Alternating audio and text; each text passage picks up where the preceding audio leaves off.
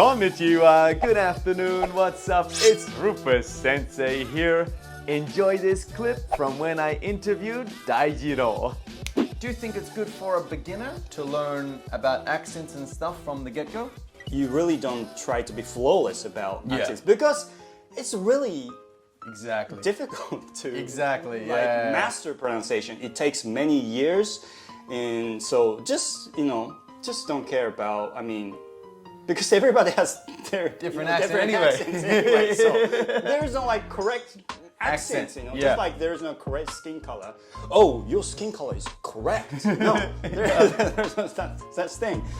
There's so many accents. So just stick with your accent first, and if you want to improve your accents, just go for it. Go for it. Yeah. Exactly. I really like that analogy. A bit like skin color, accent. Everyone's got a different one anyway. Wow. Your skin color is These days, sometimes we can get too focused on the details or something. Sometimes we got to look at the bigger picture. It's like English is just a way to make new friends and talk to people, do some business sometimes, and get your message across. But if you're interested in it, just like Daijiro, definitely go study for it, especially if you're gonna live in Australia for a while. You might want to learn the Australian accent. If you're gonna live in America for a while, get used to the accent. You don't have to master it. You don't have to speak it yourself, because sometimes what happens is a lot of people, they completely study American English, and then they come to Australia and people are like, "G'day mate, how you going? You ready to go to the barbie on Saturday? Yeah, let's go mate." Exactly. So it's good to be a specialist sometimes, but it comes much later in your journey. Not if you're a beginner from scratch. Imagine someone learning Japanese and they've learned Hajimemashite, watashi no namae wa Rupa desu. And then they all of a sudden want to say it in Kansai Ben. It's like, it doesn't make sense. Right? Watashi no suki na tabemono wa sushi desu. And then, okay, Kansai Ben de itara dou naru ka? It doesn't make sense. Okay, first master the basics, then get a good grasp of, the language, and then if you're interested, do that. But it should never replace the foundation. Imagine it's like building a house, right? Imagine you've got the best furniture in the world and you've painted the best picture on the walls, and you've got a brand new television. Oh, the sound system is amazing, brand new air conditioning, but it's built on sand. It's built like a chocolate, and then a hot summer day comes or a rainy day comes and it all gets blown away.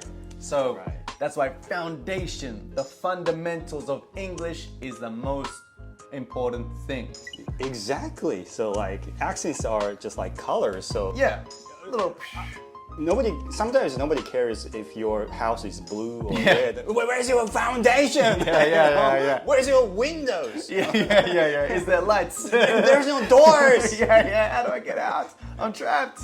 But the thing is, some people make fun of other people's accents, so I really don't like that, because I want to treat all the accents and dialects with respect. So I want people to know that there's so many accents. That's one thing I like about your channel. You don't just focus on American English, because I feel like that's such a buzzword. American Eigo, American Native Eigo.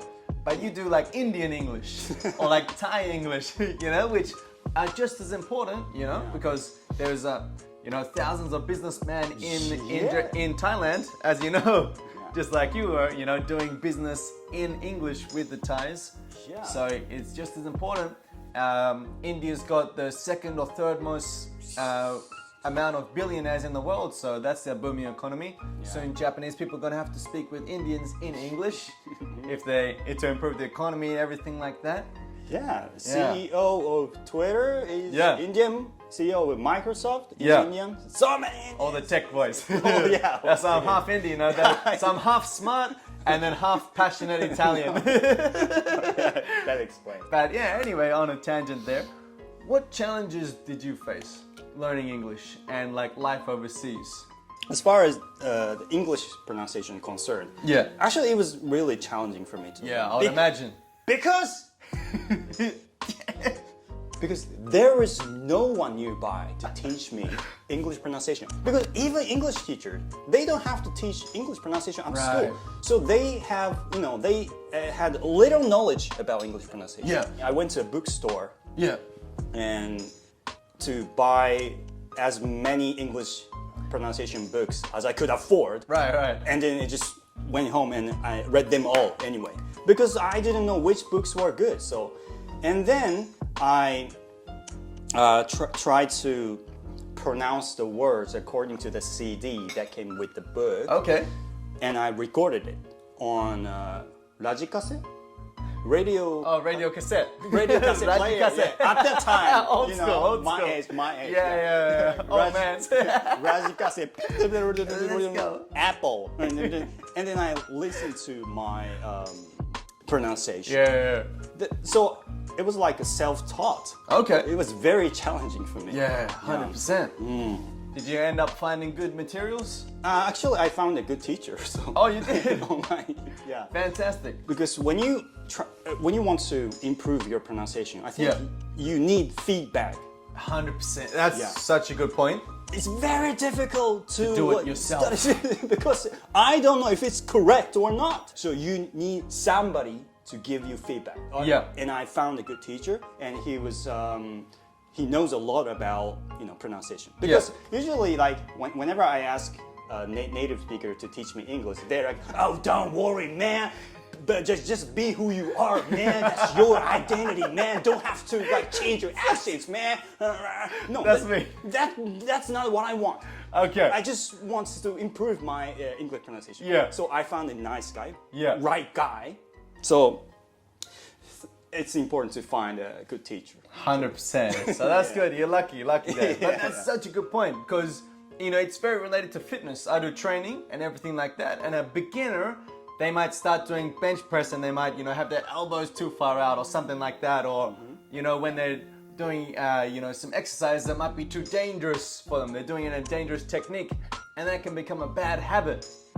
So just say you learn a word and you learn it wrong or you learn the pronunciation wrong and then you say that word 1,000 times, it becomes a bad habit. Just the same as exercise, it can become a bad habit. So, and it's much harder to reverse that.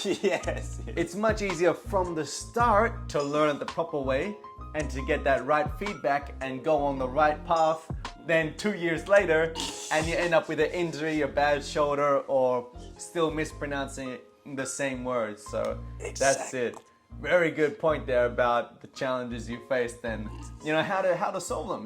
Get feedback straight away. Especially pronunciation, yes. Because if it's grammar, maybe you will know. By reading books, or maybe you can check on the internet or something. Pronunciation. Pronunciation. Yes. Perfect.